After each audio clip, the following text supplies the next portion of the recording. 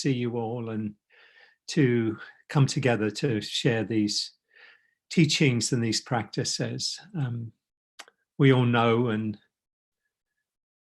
kind of very aware of what an unprecedented time that we're in the middle of.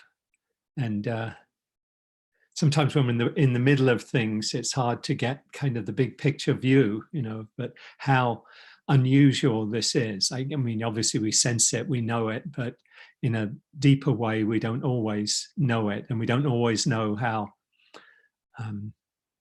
much it's affecting us. And so having these practices can be, as we I think all know, can be a really powerful way to really notice, what's coming up for us, notice what's present for us, notice when we're caught up in things or maybe acting unskillfully or, all sorts of different ways in which we can kind of not be present. So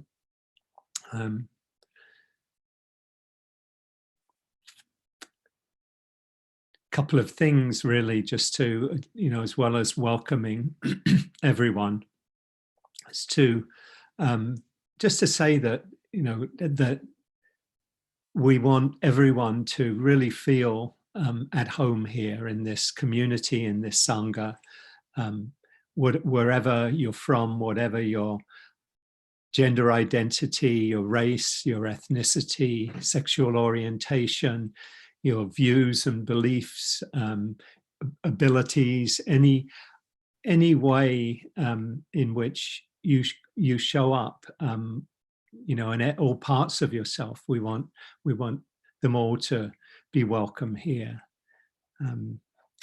For those who may be new to this class, the format is a pretty simple one.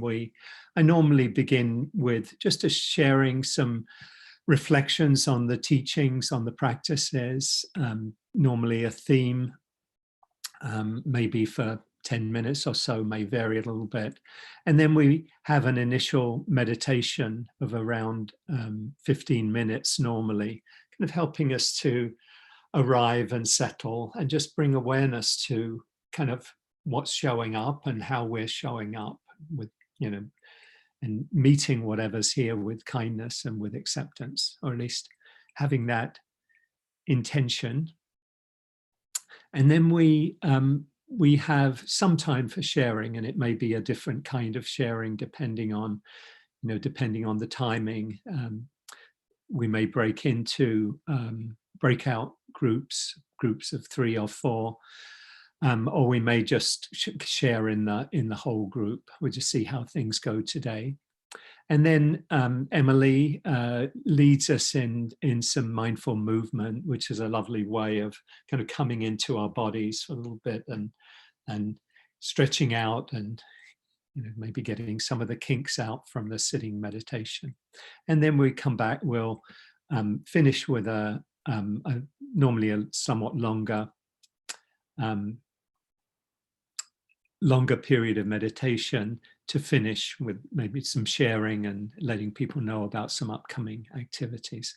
So that's kind of the form that we have, and very focused on practice, on being present, on cultivating present moment awareness, and on community, on really connecting with each other and being together, and building that sense of community that we, has really grown over, let's say, over the last 20 years. But, for most, it's maybe over the last 5 or 6 years at the Center for Mindful Living in Tenley Town, then Iona, and then now online for the last 6 or 7 weeks.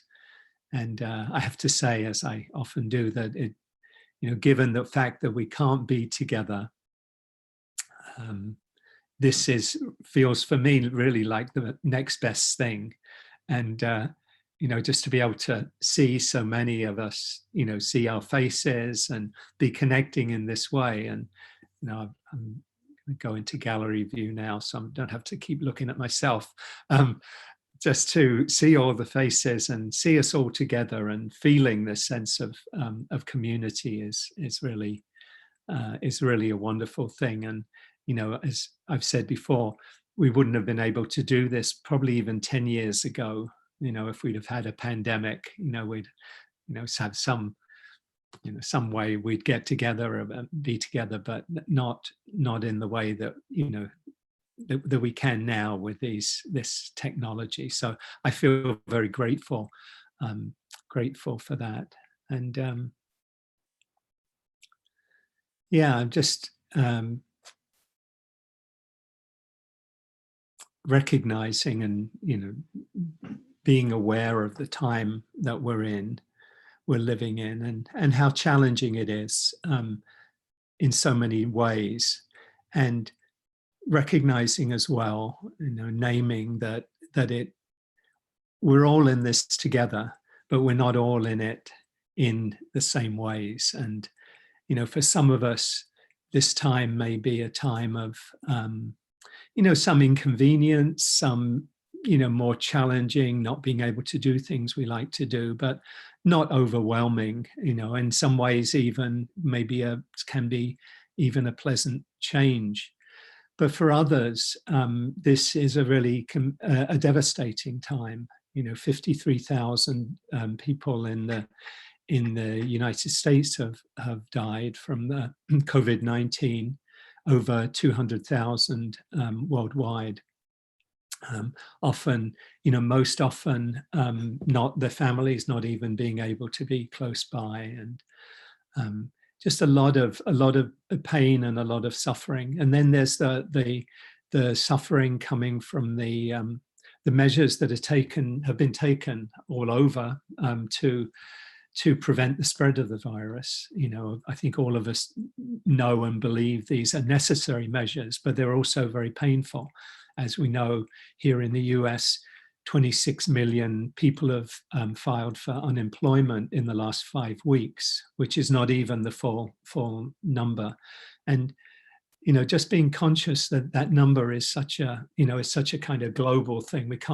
No way we can really get our heads around, I don't think, what it means for 26 million people to be out of work, and families, maybe not having a breadwinner.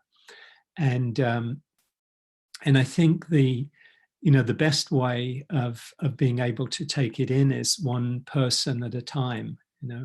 We had a half-day retreat yesterday on bringing mindfulness and compassion to anxious times, and I shared just an obituary from the Washington Post. It was just not a famous or somebody well known, but just somebody who died at the age of I think 49, and had a family, young children, and similar stories as well of people who've don't know where the next meal is coming from, and to really recognize the kind of the magnitude of the suffering that we're in the midst of, and recognizing too that that we are in this together. That if we have some more comfort or more cushion, what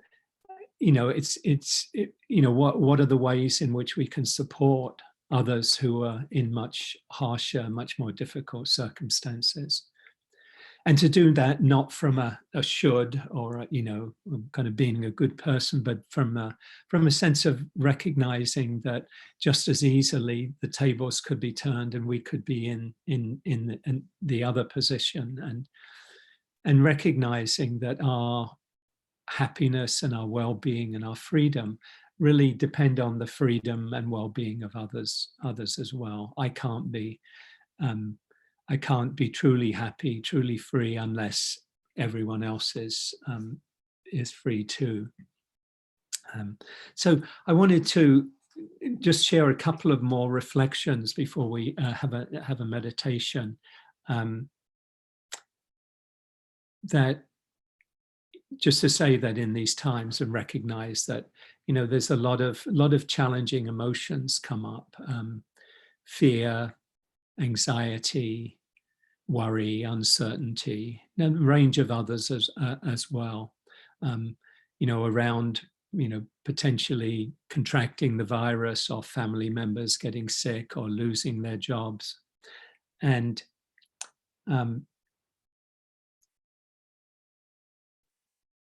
how important it is to really allow ourselves to feel what we're feeling, to not cover over or judge or separate ourselves, or repress what we're feeling. In the work I've been doing in recent years with humanitarian aid workers in the Middle East and in Africa, we often share the instruction that we all hear when we get on a plane, that in the event of an emergency, put on your own mask first before assisting others. And we often say that for the aid workers, that if the aid workers are stressed, burned out, overwhelmed, they're just not going to be able to show up for the refugees and those in need, to be able to support them. It's not that they don't want to or don't care, but when we're in that place of overwhelm or burnout or chronic stress, we just don't have the bandwidth. We don't have the capacity. We get into that survival mode. So we really need to take care of and honor and recognize what we're feeling, what we're experiencing, if we're going to be able to be present for our loved ones, for our communities, for our world. So these practices are for me, a tremendously powerful way of being able to, what the way the Buddha put it 2,500 years ago, abandon the unskillful and cultivate the good. He said the path to freedom, to happiness, is to abandon what's unskillful, abandon states of mind that are, connected with hatred or greed or delusion, or blame, or, these afflictive states of mind, to abandon them and to cultivate the good, cultivate those states of heart and mind that are conducive to happiness, to joy, to well-being, to kindness, to compassion. So this very simple instruction, simple but not easy instruction, abandon what's unskillful and cultivate the good. So abandoning the unskillful, we often think if we're going to get rid of something, we got to kind of fight with it and push it away and get rid of it. What do I do to get rid of these unwanted thoughts? Or what do I do to, so that I don't have, my mind isn't such a judging mind, judging of myself or judging others, that we think that somehow I've got to kind of cut out the bad part. But these teachings really are about seeing rather than about kind of cutting out anything that's bad, in us. Because once we see what's unskillful and unhelpful, then we can, it's much easier, there's much more facility in letting it go. There's a kind of parable in the Buddhist tradition was kind of the stories in the Buddhist tradition about Mara, who's a kind of tempter figure in the Buddhist tradition, sometimes called the evil one. He's a archetype of greed, hatred, and delusion, and he appeared to the Buddha as the Buddha was under the tree of awakening and said, you don't want to go on this path. You could have all of these wealth and all these, beautiful, my daughters, etc. You'd have all of this, and then questioned the Buddha's, the truth really of the Buddha's awakening, what he'd seen and come to realize. And the Buddha, when Mara said, who are you to claim that you're awakened, you're enlightened? And the Buddha leaned down and touched the ground and said, the earth is my witness. The earth is my witness. And the story is stories in the tradition are that even after the Buddha's awakening, Mara would come along, kind of play that kind of tempting role. Oh, yeah, maybe I can get the Buddha to, do evil things, a lot, that that I'd like him to do. And the Buddha would see Mara on the edge of the group listening to the Buddha's teachings, and the Buddha would say, "I see you, Mara. I see you, Mara." And Mara would then, having been seen, would then scurry away. And this story, I've always loved this story of "I see you, Mara," because it's like when we see the afflictive states, we see the kind of the clinging, or we see the kind of the anger about our favorite politician, our favorite to hate politician, that we see that coming up, and we see that it's not helpful for us. It might give us a little bit of a frisson, a kind of oh yeah, they're really terrible, aren't they? But it actually isn't skillful to fuel those kind of feelings of hatred and anger. So when we see those states, we can just, as the Buddha did, I see you, Mara. So it's enough that they're seen and not acted on, and then maybe they come up again, and I see you, Mara. I see you, Mara, and then just let them go. So they don't need to, we don't have to fight with them. We don't have to get rid of them in that kind of a way. So abandoning the unskillful and cultivating the good, just to cultivate qualities of compassion, of loving kindness, of joy, gratitude, of generosity, these qualities that are really ennobling, that help us to live a joyful life, a life free from suffering, that these states can be cultivated, that we can choose to incline our mind in that direction. The Buddha said, whatever you think about and frequently ponder on, this becomes the inclination of your mind. Whatever you frequently think about and ponder on, this becomes the inclination of your mind. So we know this, that if we think, keep thinking angry thoughts about somebody, then that is the coloring, that becomes really the coloring of our mind. It becomes colored with that quality of anger. The more we do it, the more the mind inclines in that direction.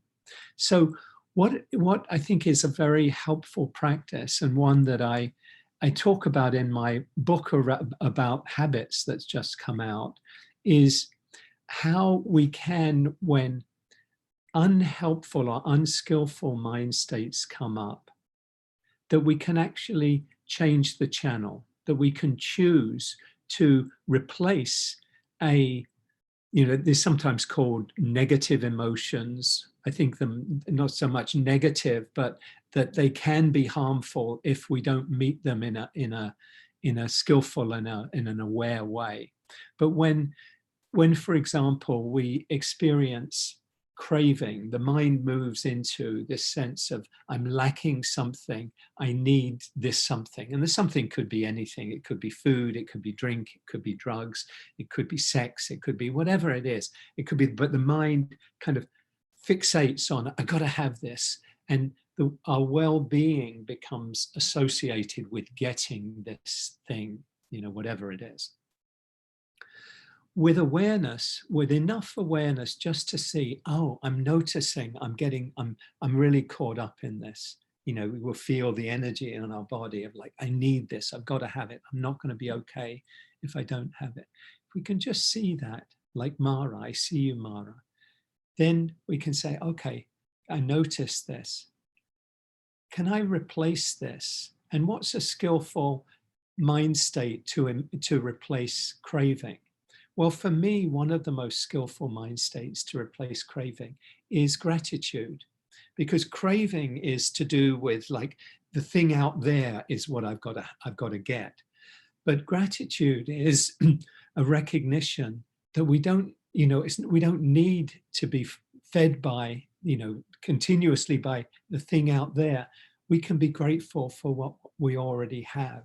So we can actually turn the spotlight inward, and we can appreciate, rather than being fixated on what we don't have and what we need, we can be really appreciative and thankful for what we already have. So you might notice that in your meditation, if the mind seems to kind of fixate on wanting something, see what it would be like to turn that around and say, what is it I'm grateful for in my life? And I found it's almost kind of magical. It's almost like it's a shift. It's a mind shift where you know, the science, the research has shown, and kind of it's intuitive as well, that you can't have, I'll use the term negative and positive just for facility here, but you can't have a negative and positive emotion at the same time.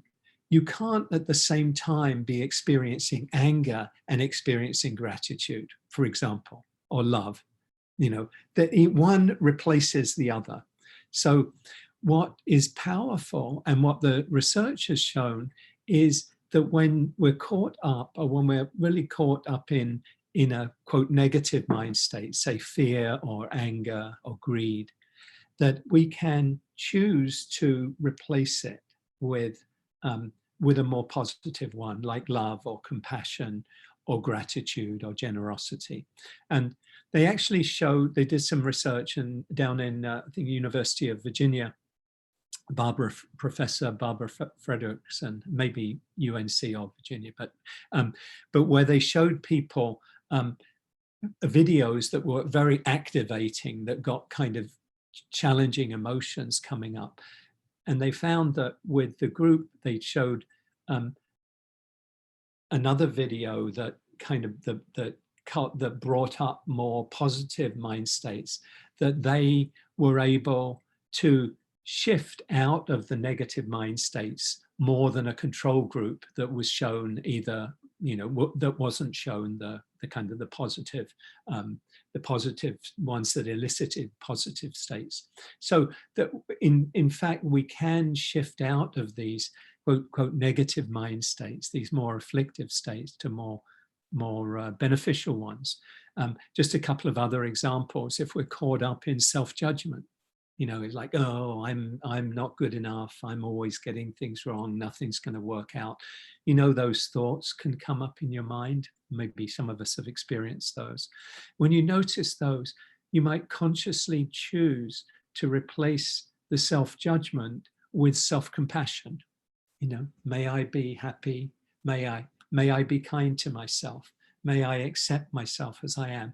And in the same way, we shift out of the kind of the negative orientation, the focus on what's wrong, and we invite in the quality of accepting and recognizing what's good, the positive, and wishing well to ourselves, intending well to ourselves. So again, that shift, changing the channel from self-judgment to self-compassion, from anger towards somebody towards loving kindness. You know, to getting angry, and then saying, okay, what would it be like to wish this person well, rather than, you know, thinking angry thoughts about them. And again, see what it's like to do that. I'd invite you, you know, today or anytime, just to explore doing that with a difficult or afflictive emotion, and consciously shift to one that's kind of the counter to that, the other side of the coin, as it were. So all this to say that that we can choose to how we meet our experience. We can choose in any moment how we incline our minds, what we turn our attention to.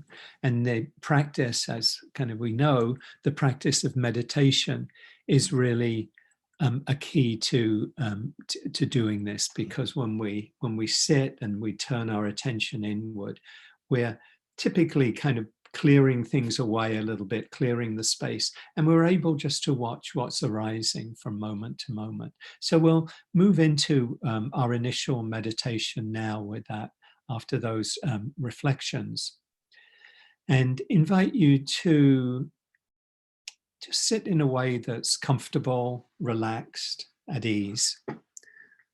Whatever posture, maybe sitting where you are, or there's a moving to a more comfortable space, or lying down, whatever feels helpful to you.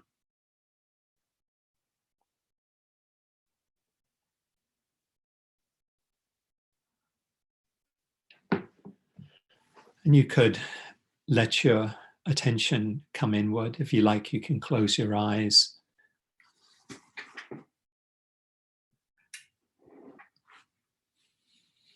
You might consciously drop your attention out of the thinking mode.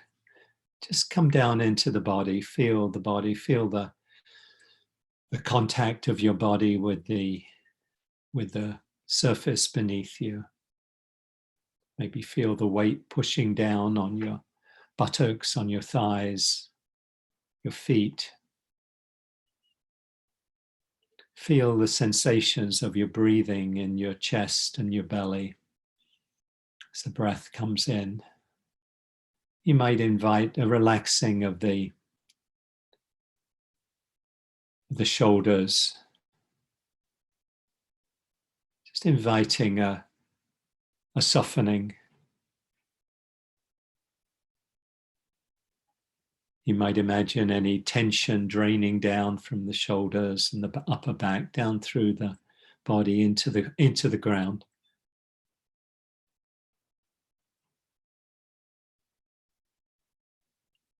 You might do just a brief scan of your body, see if there's any area that you could relax a little bit more. Maybe the facial muscles or the muscles of the eyes, the jaw, the mouth.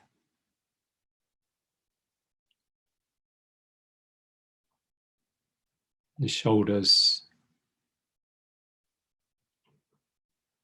the chest and the belly.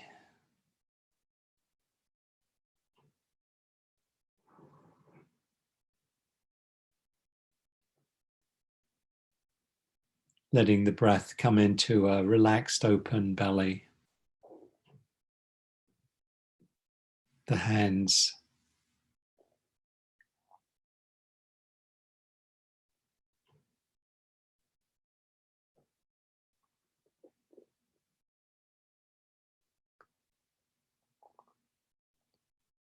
Just relaxing, being aware of your experience. Putting aside any thoughts about the future, the past. Things come up, you can kind of let them be, deal with them later, so that you can be as fully here as you can be. Maybe taking a few longer, deeper breaths to help you settle and arrive.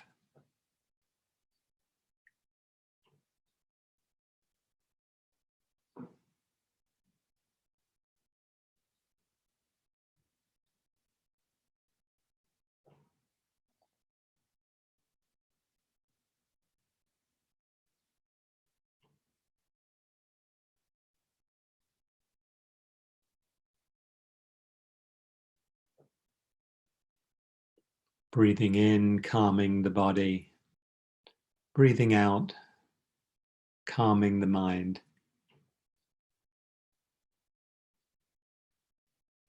It's inviting a quality of calm as you breathe in and breathe out.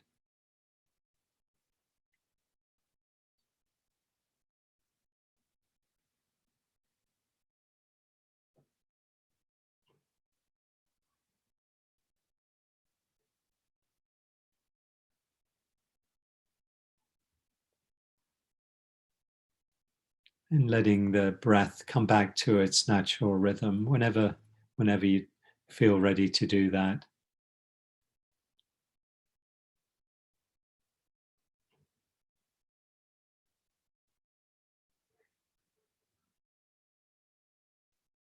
And you might see how it feels to invite a smile to your face.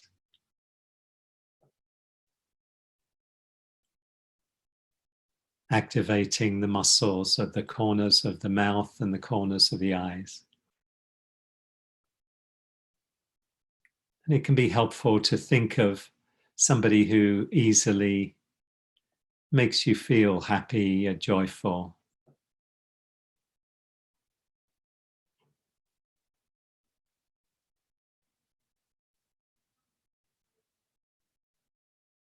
Child or a grandchild, baby,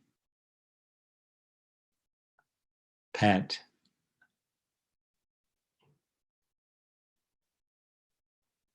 loved one, a partner, good friend, whoever it might be, just letting their image come into your mind and into your heart.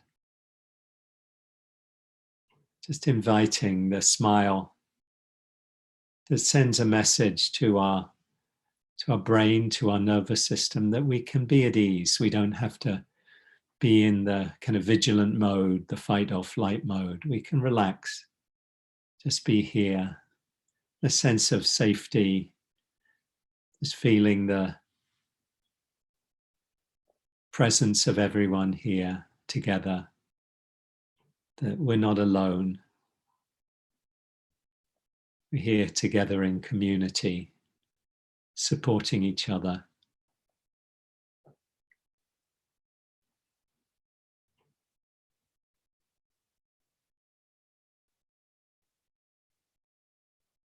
You might let the smile come into the body, just inviting the smile into the area of your heart.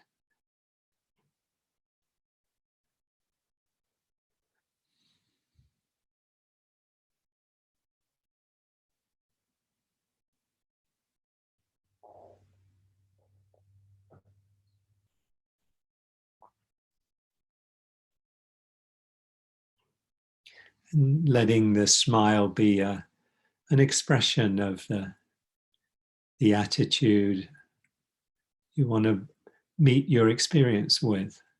See if you can meet whatever is coming up with the attitude of a smile, with the expression of a smile. Smile into the more difficult emotions that might come up. Smile at the more pleasant feelings in the body, the mind, the heart.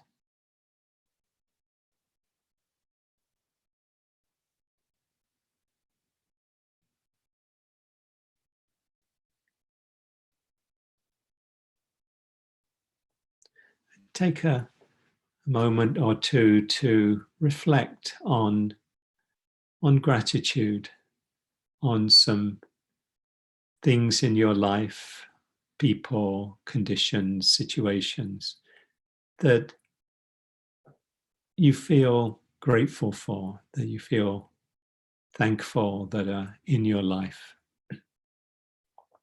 If you can, just give yourself the opportunity to really take in whatever feelings come up. You think about, whatever they might be, individuals in your life, family or spouse or partner, loved ones, good friends, maybe your work or vocation, something you love to do.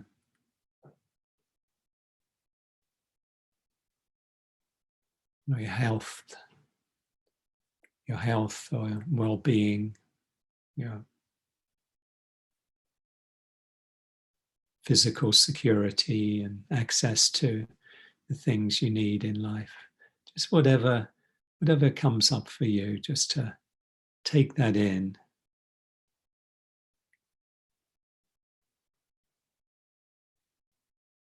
Allow yourself to feel it.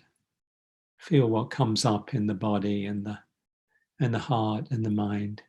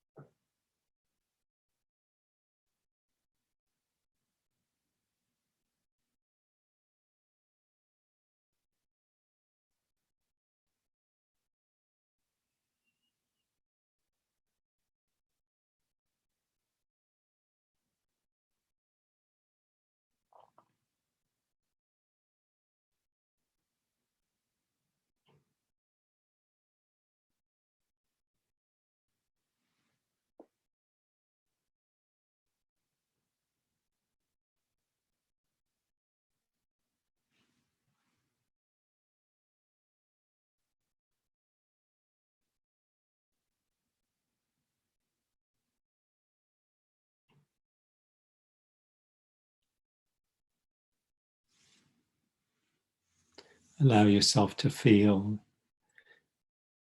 appreciate, take in whatever feelings of appreciation or thankfulness, gratitude that come up for you. You can feel it in your body.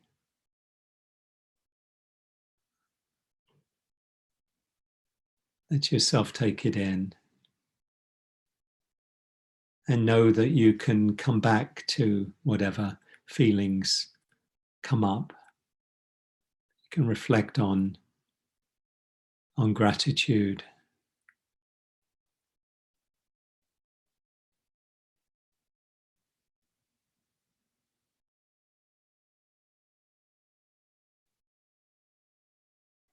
And if a difficult emotion or mind state comes up, see what it's like to kind of shift your attention, change the channel to gratitude,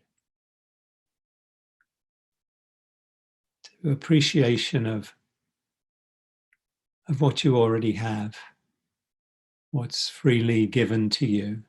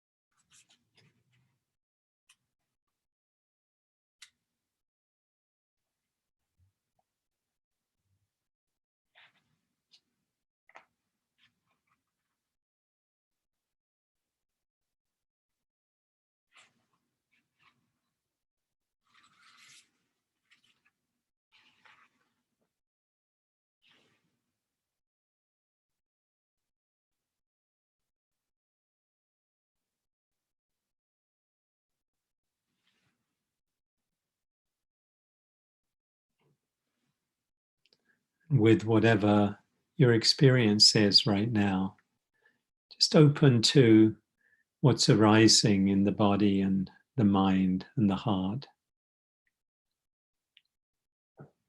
See if you can meet whatever is present with kindness and with acceptance.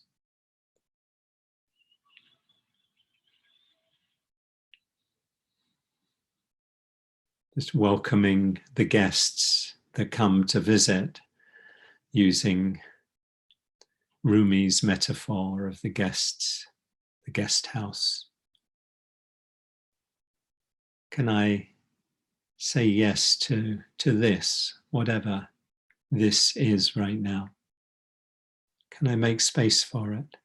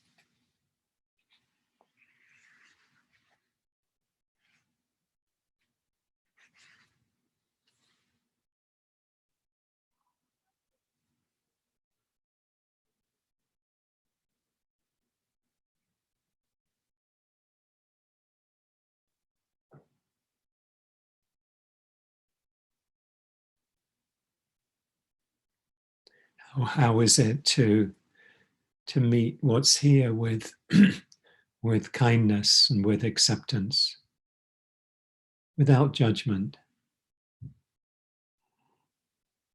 That whatever is appearing, whatever's coming up, is not wrong. It's come out of previous causes and conditions. And that our task, if you like, is just to allow it to come and go in its own time. So we don't have to fight with it or repress it or act it out. We can simply be aware of it, make space for it, let it come and go like a storm passing through if it's a strong emotion or mind state. Letting it come, letting it be, letting it go.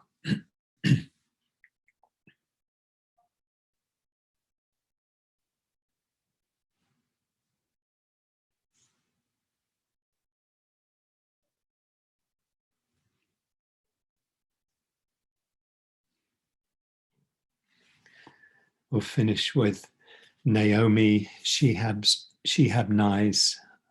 poem, Kindness. Before you know what kindness really is, you must lose things.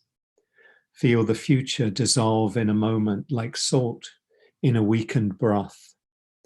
What you held in your hand, what you counted and carefully saved, all this must go, so you know how desolate the landscape can be between the regions of kindness.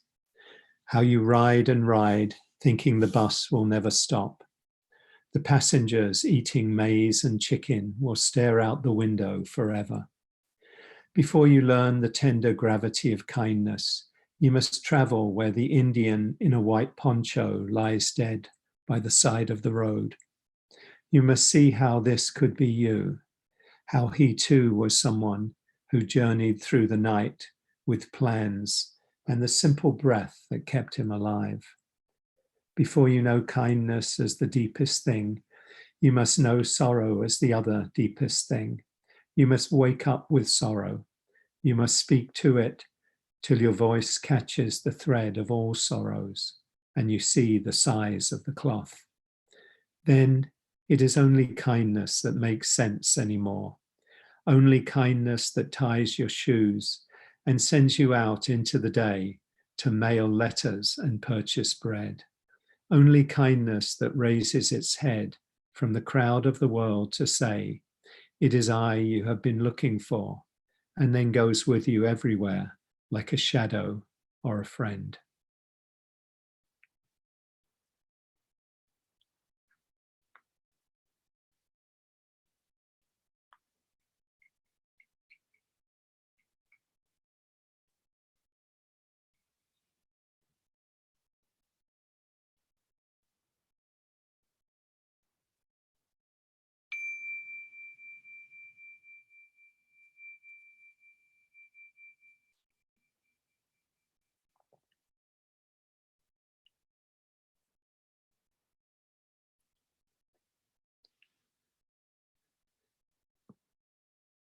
So we will take a few minutes now to share in some smaller groups of probably 3 or 4.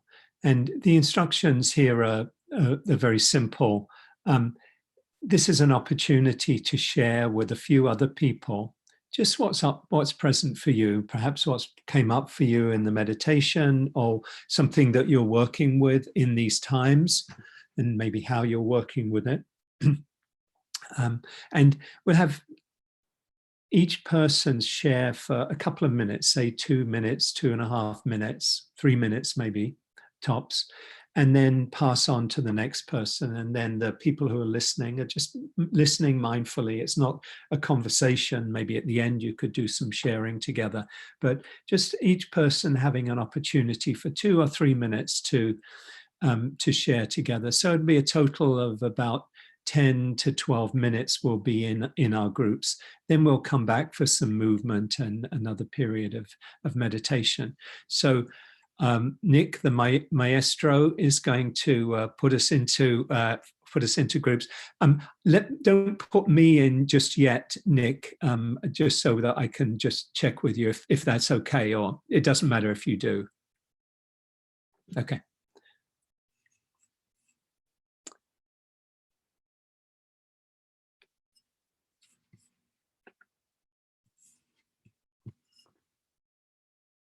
I joined Sangha online. Lisa sent me the link. I don't even know the guy's name, but it's been very nice.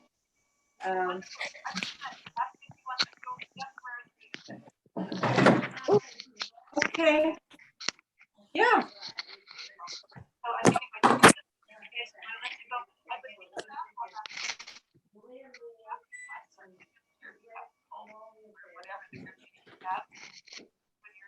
I don't know, it was just strange last night that I said, oh no, I didn't, no, I didn't think, I think it was fine. I don't want to give you, I don't want to make you sick if I'm coming down with something. It's weird, it sort of isn't really taking hold, but it's lingering there and it's coming in and out in waves, you know. Right now I feel. Nick? Oh, did you? Yes. You've muted the conversation. So if people are choosing not to go in the groups, just to, you could use this as a little time to sit quietly. And if there's anything, Nick, that we need to check in on, it looks like things have gone fine in terms of the groups. Yes. Yep, we're all good, and we're live streaming also. So yeah, good today. That's great. Good. Then I will be right back. Nick, I'm thinking maybe about 10 minutes from now, Yep. we can have folks come back. Okay. Perfect. I'll be right back.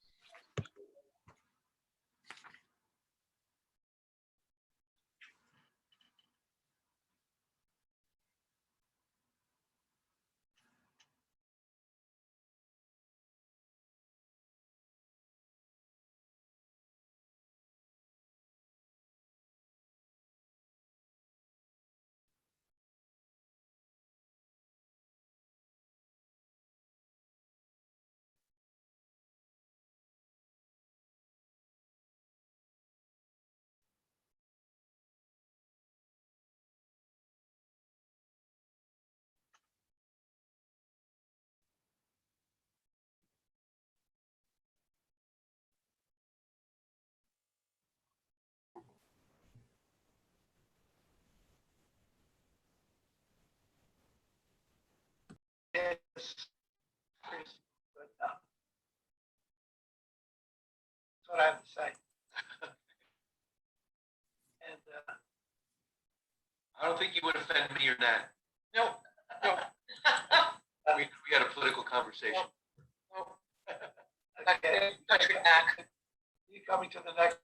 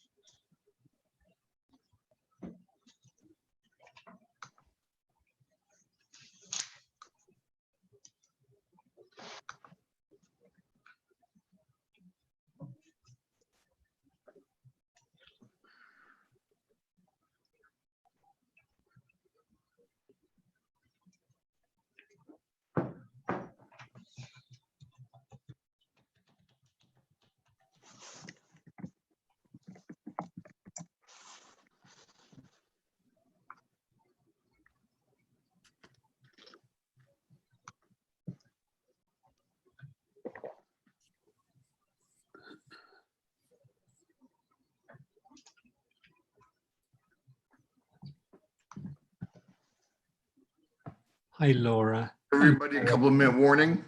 Yeah. Hi. I'm actually this Laura here had a question. The other Laura, who you were in a group on your own, and you came back to the main group. Right. Yeah, maybe folks probably chose not to go into a group, so you made a good choice to come back. Thank you. It's my first time doing this. I wasn't sure. Thanks. Yeah. My computer disconnected me during the meditation. Oh, So when I came back, it said wait to be assigned to a group. So I'm having connection problems today, apparently. yeah. Can everybody else hear what we're saying now?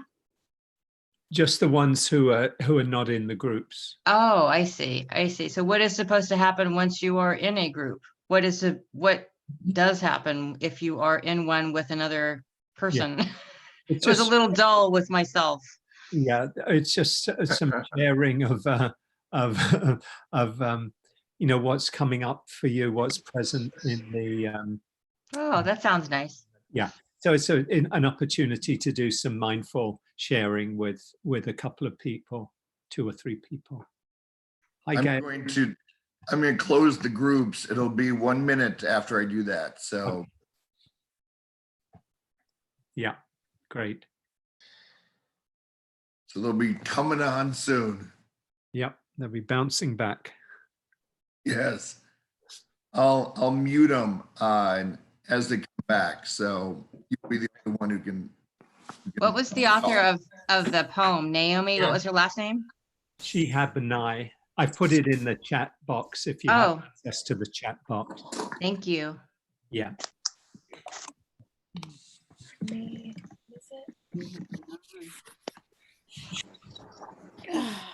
So welcome back, folks. Coming back. We see them all. Everyone coming back. That's good. Magic, isn't it?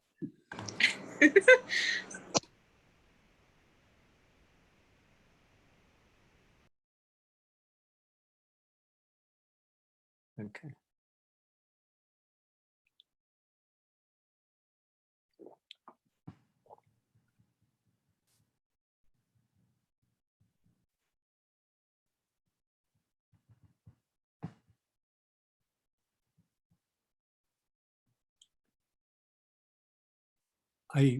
I put the name of the poem and the poet in the chat box, and it should be to everyone, not privately. So it's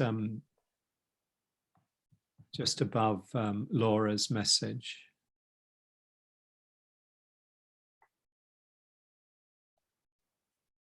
Okay.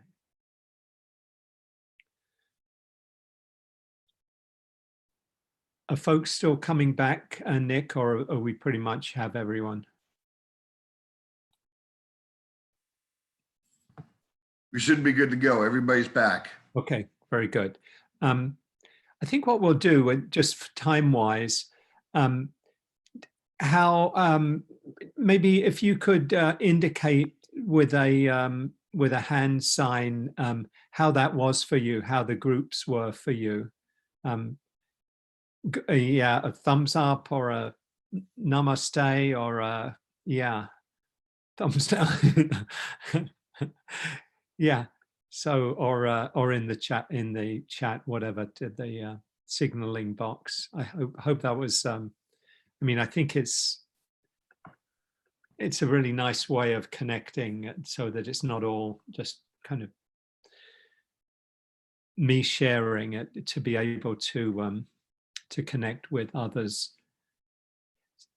So what for time, I think what I'd like us to do is to have Emily lead us in some movement for a few minutes. Emily, if you're ready to do that. And we'll come back and have the final meditation. Yes.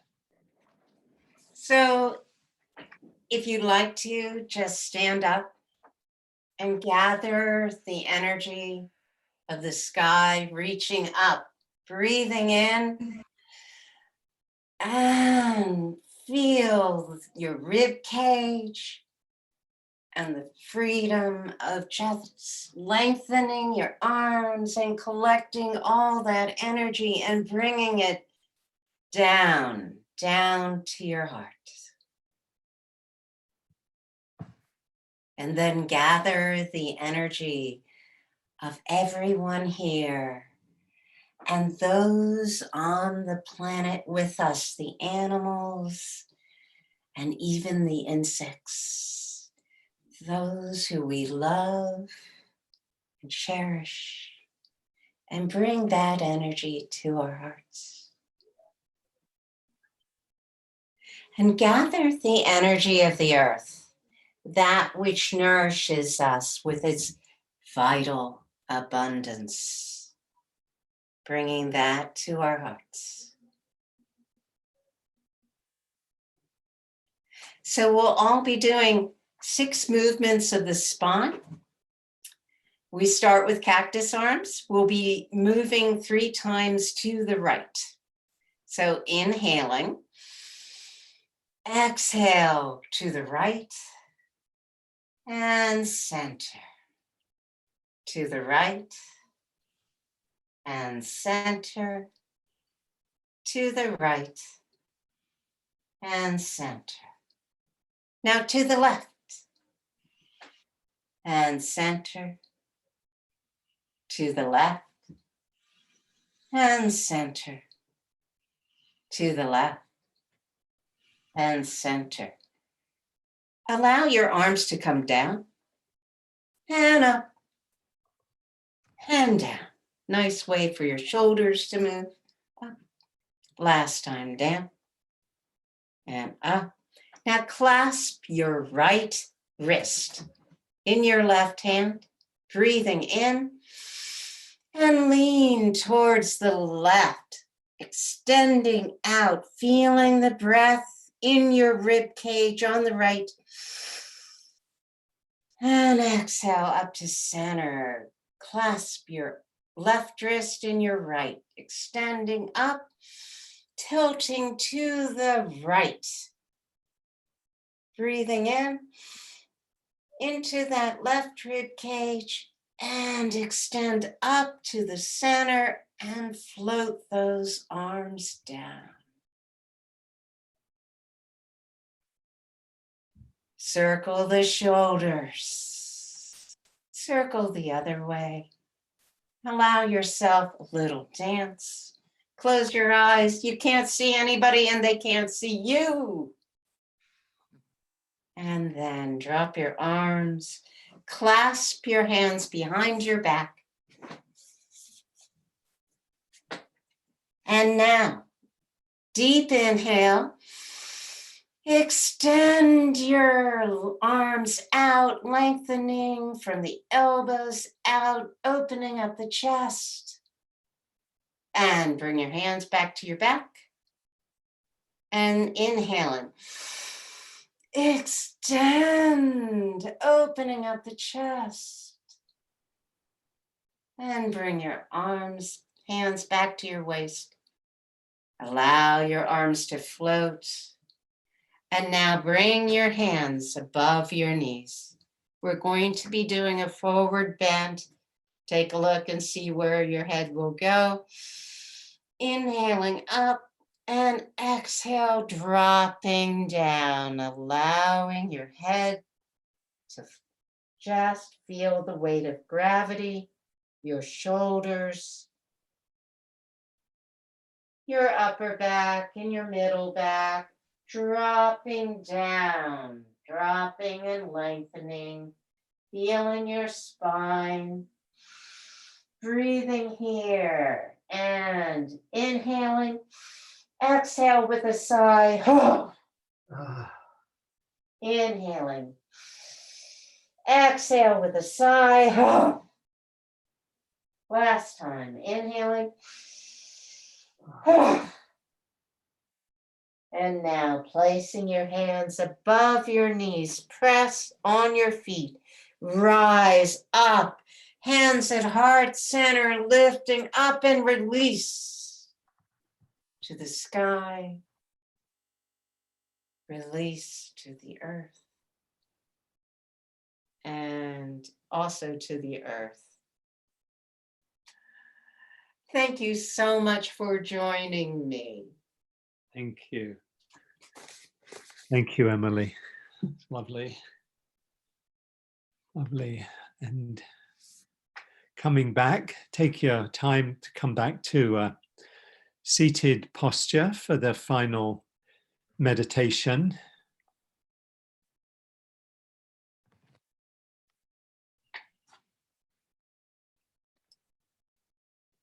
So taking your seat,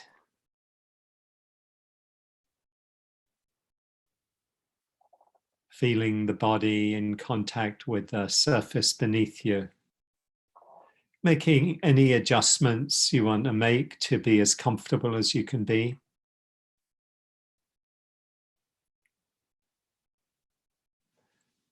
Feel your body grounded on the surface beneath you, the chair or the cushion, whatever you're in contact with.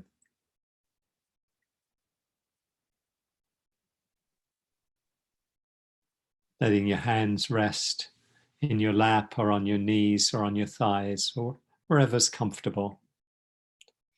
Closing your eyes if that's comfortable, or keeping them open with a soft, unfocused gaze, just looking a few feet down ahead of you.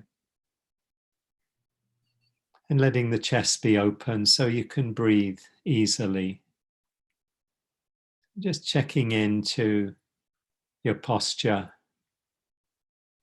Are there any adjustments that would help you to be relaxed and at ease?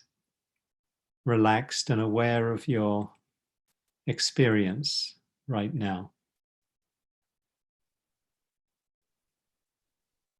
May be helpful to take a couple of deeper breaths to just let you settle a little bit more into just being here.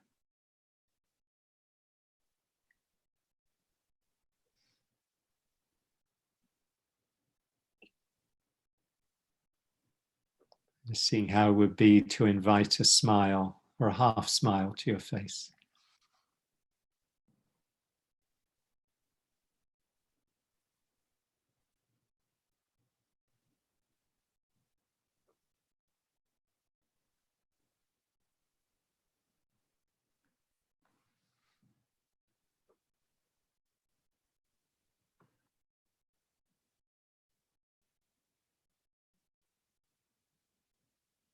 See if you can meet whatever is present with the expression of a smile, with the attitude of a smile.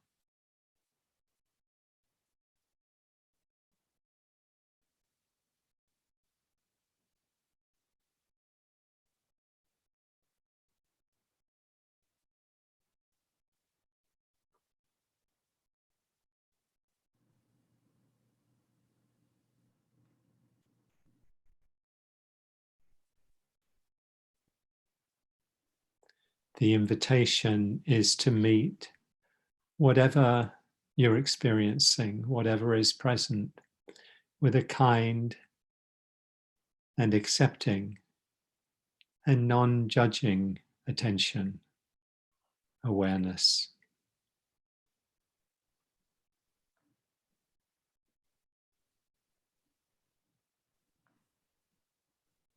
So it's helpful to just be aware of your attitude.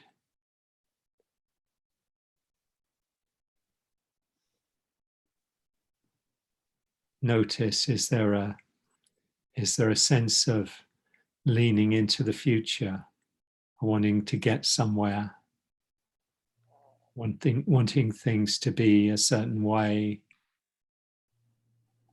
or resisting some aspect of your experience? See if you can invite an attitude of acceptance and of kindness.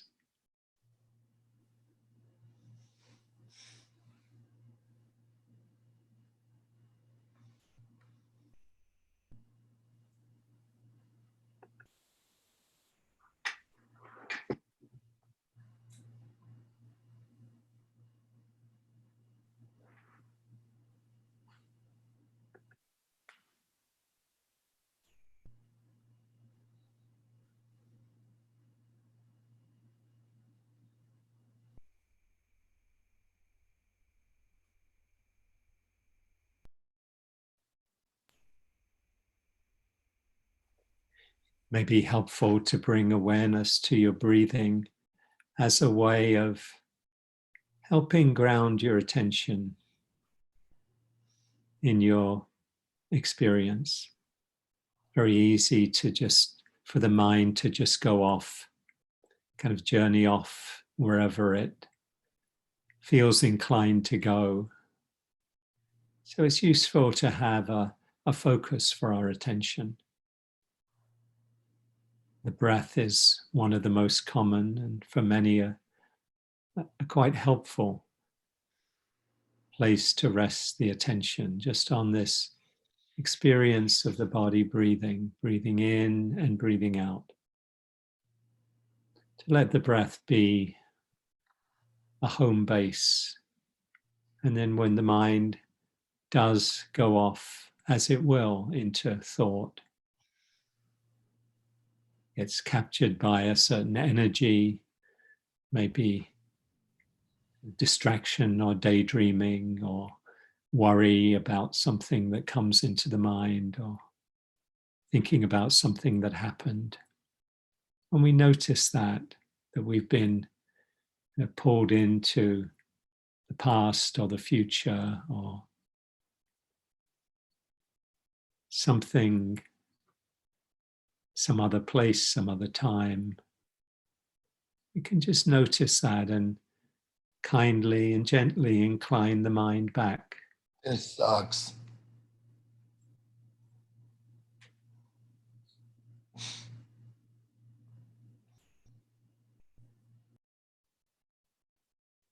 Just coming back.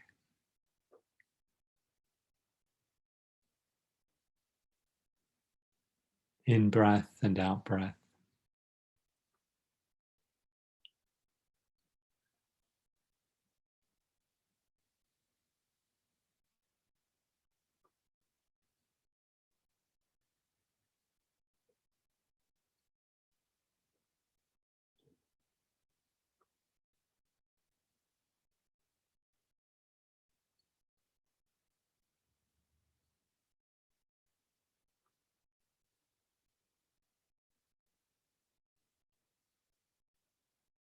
Whatever is present, whatever's coming up, see if you can meet it with acceptance and with kindness. This moment, this experience, just as it is. What happens when you say yes to what is, yes to what is present?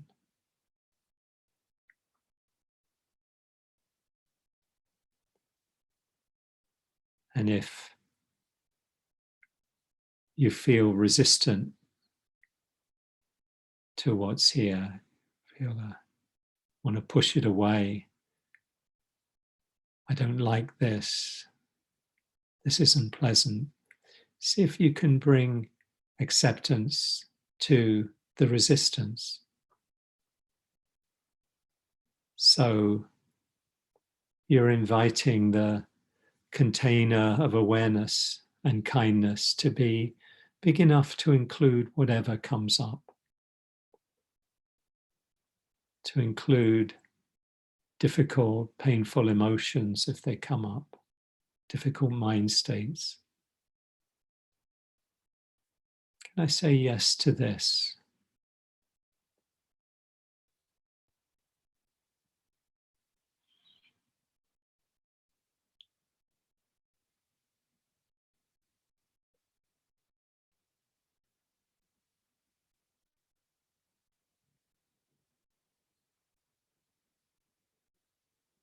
Poet Dorothy Hunt says, peace is this moment without judgment, this moment in the heart space where everything that is welcome.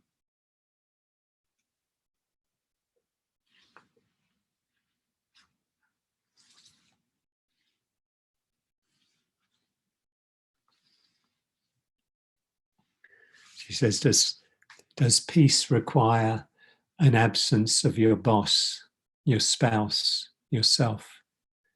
Will peace come some other time than here?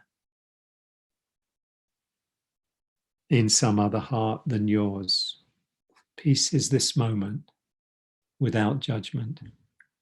This moment in the heart space where everything that is welcome.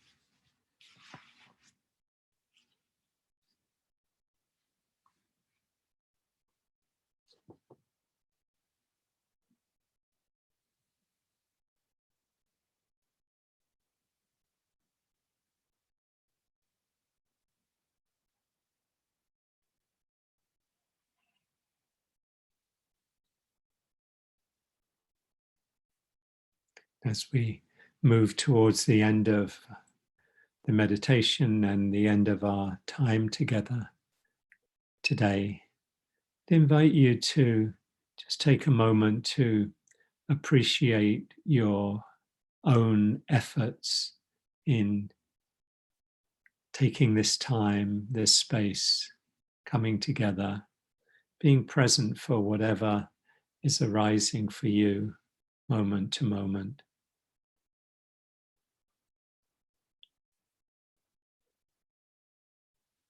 Just recognizing how much your practice, your intentions support the practice and intentions of everyone.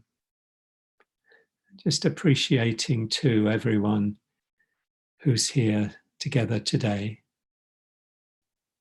You might send a wish of loving kindness out to everyone. May you be happy and safe. May you be healthy and well. May you live with ease and with kindness.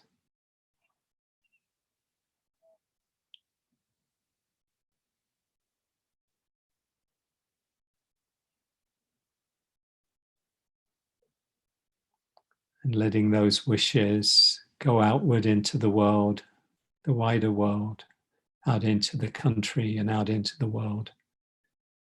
Just remembering all those who are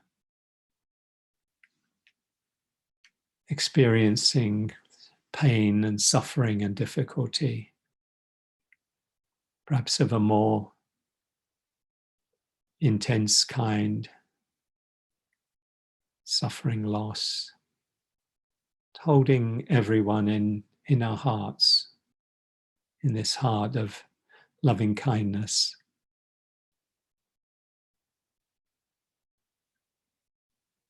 We might finish with just 3 breaths, and breathing in, just bring kindness, a wish of kindness to yourself, of compassion to yourself.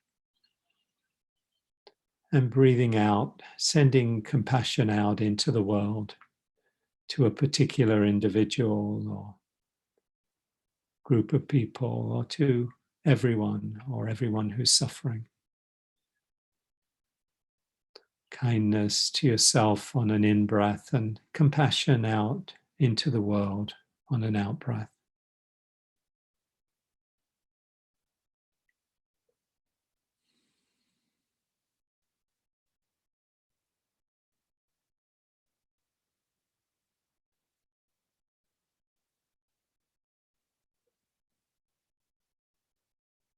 And in this time when we're experiencing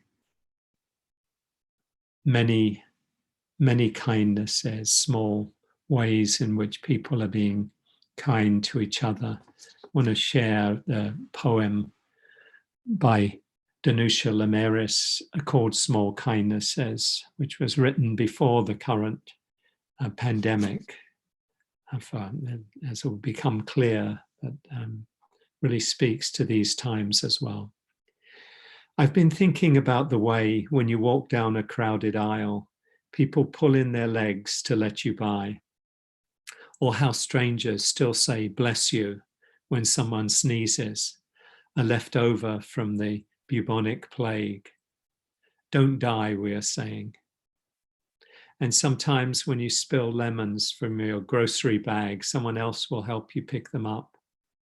Mostly we don't want to harm each other. We want to be handed our cup of coffee hot and to say thank you to the person handing it, to smile at them and for them to smile back, for the waitress to call us honey when she sets down the bowl of clam chowder, and for the driver in the red pickup truck to let us pass. We have so little of each other now, so far from tribe and fire. Only these brief moments of exchange. What if they are the true dwelling of the holy, these fleeting temples we make together when we say, here, have my seat. Go ahead, you first. I like your hat.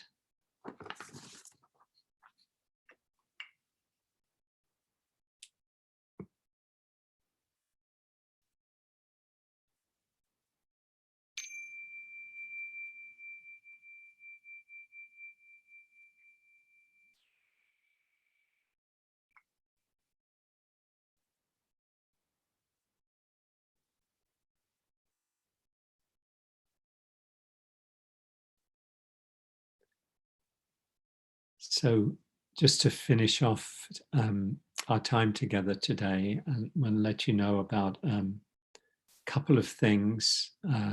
If you would like to, this afternoon, we're having a session of the group that was meeting together in the Washington area called Mindful Engagement 2020, originally kind of focused on all this political year and the elections and how to act wisely and kindly in these times and effectively and be engaged in all that's going on.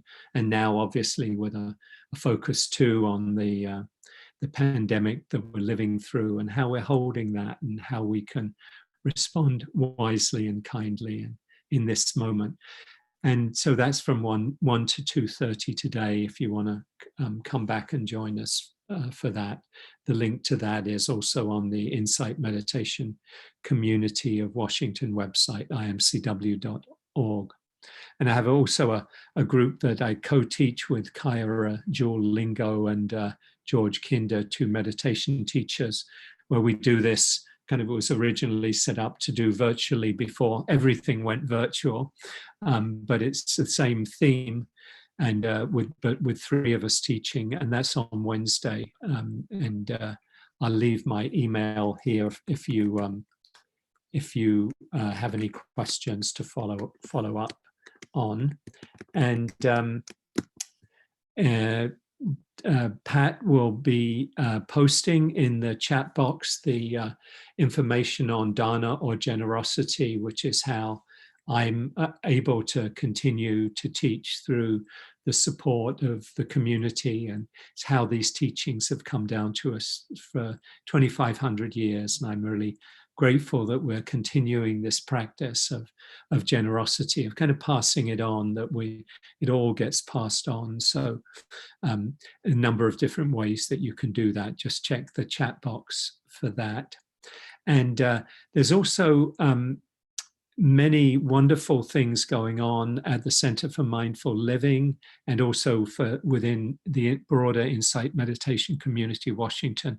And I'd invite either Pat or Sharon to share maybe some highlights of upcoming things, and before we finish up. Pat or Sharon, if you want to do it this week, Sharon?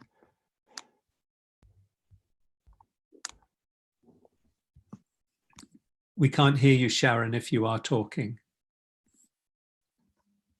And if we can't get, I'll tell you what, I guess since she's having technical difficulties, so I'll hop in and mention a few things. A number of us have really been enjoying being able to meditate every morning. I wasn't able to do that when we were meeting in person, but I've really enjoyed being able to see folks at 7:30 every weekday morning, and we also have meditations in the afternoons at 5:30 or 6:30, and on the weekdays, most weekday evenings. Check the calendar that I posted. And then there's just so many different mindfulness related events that have kind of grown organically out of this community on topics like art, and books, and Qigong, and climate, creativity, films, and Latin culture, and poetry last night, which was lovely. Recovery, sister bonding, social engagement, Spanish language, storytelling, Sutta study, vegan lifestyle, and wisdom sharing. And we keep adding more and more. So if any of this sounds like it would be helpful and you'd like to be on the email list and you're not already, or you'd like to receive the newsletter, you can either go to the website and register, or you can send a private chat to Sharon or me with your email address, and we'll make sure to add you. We're going to leave this Zoom room open until just before 12:45, because we're going to need the account for mindful engagement at 1 o'clock. But please, please feel free to stay, get yourself something to eat, and come and chat with the folks with the community. Thank you so much. Thank you, Pat. That's wonderful. And just to close up, to say this this session was recorded. It is on the IMCW website. Somebody sent me a message saying, wondering if the talk would be available. Well, actually,